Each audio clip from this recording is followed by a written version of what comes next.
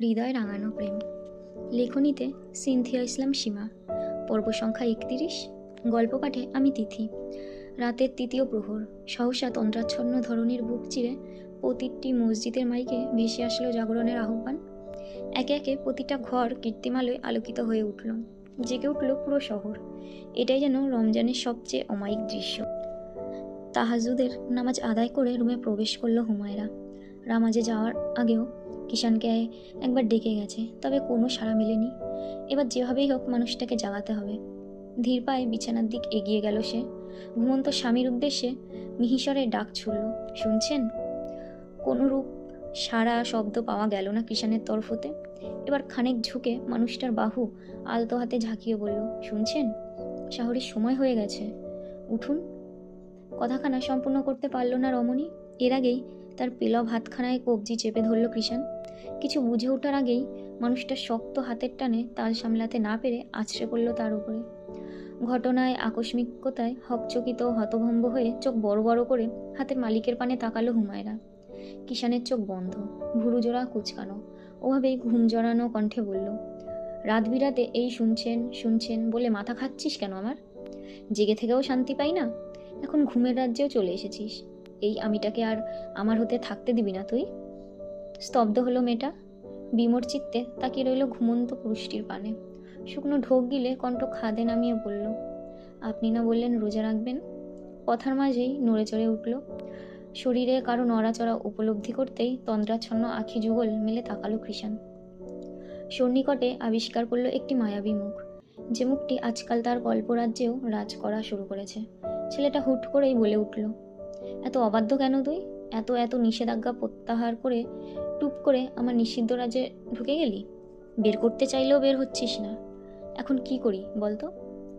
রমণীর টানা টানা ঘন কালো ভুরু জোড়ার মাঝে ভাঁজ পড়ল। দ্বিধান্বিত কণ্ঠে প্রশ্ন ছুড়ল, কোন রাজ্যের কথা বলছেন? আপনার নিষেধাজ্ঞা কখন প্রত্যাহার করলাম? উত্তর করল না কৃষাণ। কিছুক্ষণ শান্ত দৃষ্টিতে তাকিয়ে থেকে হুমায়রাকে হাতের বাঁধন থেকে মুক্ত করে নির্লিপ্ত কণ্ঠে বলল, কিছু না, সর এখান থেকে। সাথে সাথেই কৃষাণের থেকে নির্দিষ্ট দূরত্বে চলে এলো হুমায়রা। ফ্লোরের দিক তাকিয়ে জিজ্ঞেস করলো, আপনার খাবার কি এখানে এনে দিব? হুম বলেই শোয়া থেকে উঠে ওয়াশরুমে চলে গেল কৃষাণ। নাজমিন বেগম ও ইয়াসমিন বেগম একসাথে ড্রয়িং রুমের দিকে আসছিলেন। তখনই দেখতে পেল হুমায়রার খাবার হাতে নিজ কক্ষের দিকে যাচ্ছে। নাজমিন বেগম বললেন, হুমায়রা কি আমাদের সাথে খাবে না? বড় শাশুড়ির কথায় পিছন ঘুরল হুমায়রা। উত্তরে বলল, জি বড় আম্মু, আমি আপনাদের সাথেই খাবো। এগুলো ওনার খাবার। কিষাণ উঠেছে নাকি? রোজা রাখবে? অবিশ্বাস্য কণ্ঠে ভদ্রমহিলা। যেন আকাশ থেকে পড়েছে তিনি। পৃষ্ঠে শোনা গেল হুমায়রার বিশ্বাসী স্বর, হুম। এক পলসাম খুশির জোয়ার রে ঠোঁট প্রসারিত হলো নাজমিন বেগমের। তিনি ছোট জায়ের দিক তাকিয়ে উচ্ছ্বাসিত গলায় বললেন, দেখেছো ইয়াসমিন, আমাদের ছেলের কিন্তু ভালোই উন্নতি হয়েছে। উন্নতি হলেই ভালো। চোখে মুখে গম্ভীর্যতা বজায় রেখেই জবাব দিলেন ইয়াসমিন বেগম। ভেতরে ভেতরে বেশ খুশি হলেও সেটা প্রকাশ করলেন না। হুমায়রার উদ্দেশ্যে বললেন, তাকে খাবার দিয়ে তাড়াতাড়ি এসো।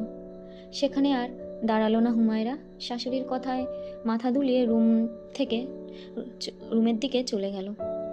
কিছুক্ষণ পর কিষানের খাবার রেখে আবারও ড্রয়িং রুমে ফিরে এলো। উমরদের বাসা থেকে মসজিদের দূরত্ব মাত্র মিনিট খানেকের রাস্তা, যার দরুন খুব সহজেই কোনোরূপ অসুবিধাহীন আসা যাওয়া করতে পারে। প্রথমে একেবারে গিয়ে সবাইকে শাহরির জন্য আহ্বান জানিয়ে বাড়িতে এসে খেয়ে গেছে। পরপর ইমামিত করে আবারও বাসায় ফিরেছে।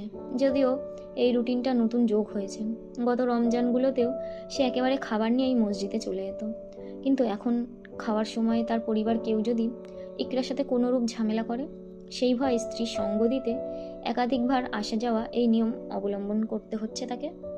ফজরের নামাজ আদায় করে রান্নাঘরে পড়ে থাকা এঁঠো থালা বাসনগুলো ধুচ্ছে ইকরা। প্রথম প্রথম ফরিদা বেগম তাকে কাজে হাত লাগাতে দিতেন না, আশেপাশে দেখলেই চটে যেতেন। কিন্তু নূর নাহার বেগমের কথায় এখন ইকরাকে কাজ করতে দিয়েছে ঠিকই, তবে এখন কাজের ধারে কাছেও আসেন না ভদ্রমহিলা। ইকরাই ঘরের সব কাজ একা হাতে সামলায়, আর তিনি আরামসে বসে থাকেন, যেন ছেলের বউকে কাজ দিয়েই শায়েস্তা করার পণ করেছে। ইকরা যখন কাজ করতে ব্যস্ত তখন নিঃশব্দে রান্নাঘরে প্রবেশ করলো উমর। কিছুটা এগিয়ে এসে ইকরার পিছনে দাঁড়ালো। কর্মরত স্ত্রীর উদ্দেশ্যে বলল, এইগুলো তো সকালে ঘুম থেকে উঠে ধুলেও পারতেন। আকস্মিক কণ্ঠে কিছুটা ভরকালো ইকরা। চকিত ঘুরে তাকালো সে। কাঙ্ক্ষিত ব্যক্তিকে দেখেই শান্ত হলো। নিজেকে ধাতস্থ করে বলল, কাজগুলো শেষ করেই একেবারে শান্তিতে ঘুমোবো। আপনি কখন এলেন ইমাম সাহেব? এই তো মাত্রই আসলাম। ও, বলেই আবারও কাজে হাত লাগালো ইকরা। একটা একটা করে বাসন ধুয়ে পাশে রাখলো। সহসা সেগুলো হাতে নিয়ে নিল উমর। তা দেখে ইকরা অবাক কণ্ঠে বলল, এ কি, আপনি এগুলো নিয়ে কোথায় যাচ্ছেন? আপনি ধুয়ে দিন, আমি নিয়ে র্যাকে রেখে দিচ্ছি। আরে না, দরকার নেই, এগুলো আপনার কাজ নয়, আপনি রুমে যান তো ইমাম সাহেব। শুনুন প্রিয় ইকরা বিবি, আপনার আমার বলতে কিছুই নেই। এখন যা আছে সব আমাদের। আপনি বরং তাড়াতাড়ি করুন। স্বামী নামক এই পুরুষটির প্রতিটা কথায় মুগ্ধ হয় ইকরা। উত্তর দেওয়ার মতো শব্দ খুঁজে পায় না শব্দ ভাণ্ডারে। মেয়েটা ভেবে পায় না এত ভালো একটা মানুষ হয় কি করে। সে আনমনে প্রশ্ন করে বসলো, আপনি এত ভালো কেন? ইকরার এহেন কথায় কিছুক্ষণ চুপ রইল উমর। পরপরই ইকরার দিক খানিক ঝুঁকে দুষ্টু স্বরে বলল, এভাবে তাকিয়ে থাকবেন না ইকরা বিবি। আপনার সরল চাহনি আমার অন্তঃসত্ত্বাকে গরল করে দেয়। এখন কিন্তু রমজান মাস। মানুষটার বলা অপ্রত্যাশিত বাক্যগুলো কর্ণপাত হতেই থতমত খেল ইকরা। মুগ্ধ দৃষ্টি পরিণত হলো কিছুটা দৃষ্টিতে। মাথা নিচু করে তড়িৎ কাজে লেগে পড়ল মেয়েটা। কপোলদ্বয় ললিত হলো লজ্জা। তার কাণ্ড দেখে মুচকি হাসলো উমর। পরপর স্ত্রীর কাজে সেও হাত লাগালো। এবেলায় আর কিছু বলার সাহস করলো না ইকরা। ঘড়ির কাঁটায় যখন টিকটিক করে সকাল 11টায় পৌঁছেছে, ঠিক তখনই ঘুম ভাঙল কৃষাণের। শাহরির পর লম্বা একটা ঘুম দিয়েছে সে। নিত্যদিনের তুলনায় আজকে একটু বেশি ঘুমিয়েছে, যার দরুন শরীর কেমন ভার ভার লাগছে। মাথা ঝাঁকিয়ে অলস ভঙ্গিতে ওয়াশরুমে গিয়ে ফ্রেশ হয়ে আসলো। পরপর গায়ে শার্টটা জড়িয়ে বেরিয়ে পড়ল। আজ ভার্সিটি নেই। বন্ধুদের সাথে আড্ডা দিয়েই দুপুর অবধি কাটালো কৃষাণ। তন্মধ্যেই একমাত্র সেই রোজাদার ছিল। বাকিরা সবাই যে যার মতো সিগারেট ও অন্যান্য হাবিজাবি জিনিস খেয়েছে। তবে আড্ডার পুরোটা সময় কৃষাণ কিছু মুখে দেয়নি। কারণ হিসেবে বলেছে তার ভালো লাগছে না। রোজার কথা কাউকেই বলেনি। বিকেলের দিকে রুমে বসে পায়চারি করছে কৃষাণ।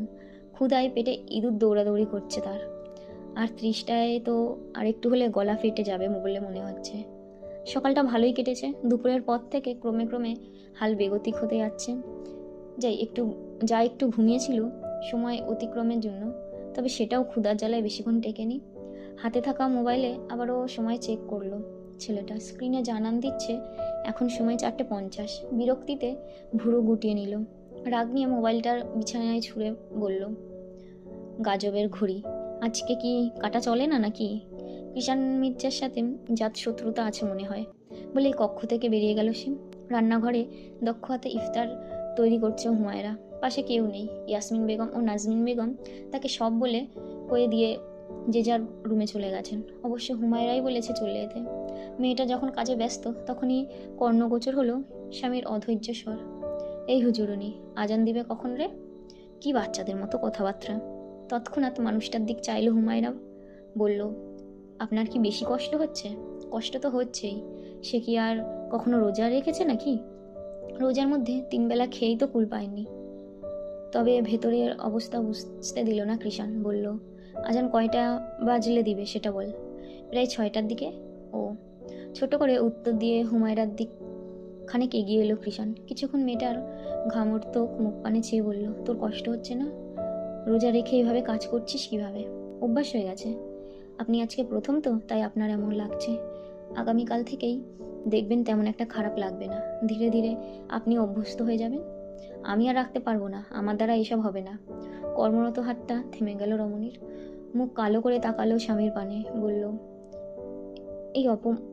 এই আপনার কৃতজ্ঞতা? আমি পারি না এখানে, আমার কি করার? আমি বললাম তো আজকে প্রথম, দেখে এরকম লাগছে। তাদের কথার মাঝে রান্নাঘরে প্রবেশ করলেন নাজমিন বেগম। এসে কৃষাণের উদ্দেশ্যে বললেন, এক কাজ কর কৃষাণ, বেশি কষ্ট হলে হুমায়রার দিক তাকিয়ে থাক। সোয়াবও হবে, সাথে সময়ও কেটে যাবে। তার কণ্ঠ শুনতেই নিজেকে গুটিয়ে নিল হুমায়রা। হৃৎকোটরে উকি দিল অস্বস্তি নামক অনুভূতি। এইদিকে বড় আম্মুর কথায় ভুরু কুঁচকে তাকালো কৃষাণ। কোনোরূপ উত্তর না দিয়েই রান্নাঘর থেকে বেরোতে বেরোতে বিড়বিড় করে বলল, ব্রেকলেস পিছলে পড়ার ধান্দা? এমনিতেই তো আজকাল একবার তাকালে চোখ সরানোই দায় হয়ে উঠেছে। কিষান যেতেই হুমায়রার কাছে এলেন নাজমিন বেগম। রান্না পর্যবেক্ষণ করে বলল, সব কিছু ঠিকঠাক পারবে তো নাকি? ইনশাল্লাহ পারবো, আপনি চিন্তা করবেন না বড় আম্মু। সন্তুষ্টিময় হাসলো তিনি। পরপর যেভাবে এলেন ঠিক সেভাবেই চলে গেল। সূর্যের শেষ রক্তিম আভা ধীরে ধীরে সন্ধ্যার কালচে মেঘে মিশে যাচ্ছে। প্রকৃতিতে শুরু হচ্ছে এক মায়াবী আলোর ছায়া খেলা। না কোলাহল থেমে গিয়ে চারিদিকে নেমে এলো এক অপূর্ব নীরবতা। শান্ত পাখির দল তখন নিরে ফেরার জন্য ডানা ঝাপটে আকাশপথে উড়ে যাচ্ছে। কিষানের জন্য আলাদা করে ইফতার নিয়ে কক্ষে প্রবেশ করলো হুমায়রা। তাকে দেখতেই সোজা হয়ে বসলো কিষান। বলল, আর কয় মিনিট আছে আজান দেওয়ায়? বেশি নেই, হবে বোধহয় আর 4-5 মিনিট। যাবতীয় সব কিছু কিষানের সামনে রাখা হতেই চলে যেতে নিচ্ছিল হুমায়রা। অমনি পিছু ডাকলো মানুষটা। তুই কোথায় যাচ্ছিস? ড্রয়িং রুমে। কেন? ইফতার করতে। এখানেই কর। অপ্রত্যাশিত শব্দদয় কর্ণপাত হতেই অবাকের সপ্তমাকাশে পৌঁছালো হুমায়রা। নিশ্চিন্ত হতে শুধালো, আপনার সাথে ইফতার করব? কেন, আমার সাথে ইফতার করলে কি তোর জাত যাবে? মেয়েটা বলল কি আর সে বুঝলো কি? মানে কি পরিমাণে তেরা মানুষটা। আর কিছু বলল না হুমায়রা। চুপচাপ এসে বসে পড়ল কৃষানের বরাবর অপর পাশের খালি জায়গায়। এভাবেই কিছুক্ষণ নীরব রইল পরিবেশ। পরপর আবারও শোনা গেল কিষানের উত্তিষ্ট কণ্ঠ। কি রে, আজান দিচ্ছে না কেন? 5:58 বাজে তো, এক্ষুনি দিয়ে দেবে, আরেকটু অপেক্ষা করুন। ছেলেটার ধৈর্যের বাঁধ যেন ভেঙে চুরমার হয়ে গেছে। প্রতিটা মিনিট তার কাছে ঘন্টার সমতুল্য মনে হচ্ছে। মিনিট পেরোতেই সে রেগে গিয়ে বলল, এবার আজান না দিলে একেবারে মসজিদে গিয়ে পিটিয়ে আসবো। শেষে কিছু একটা বলতে গিয়েও থেমে গেল।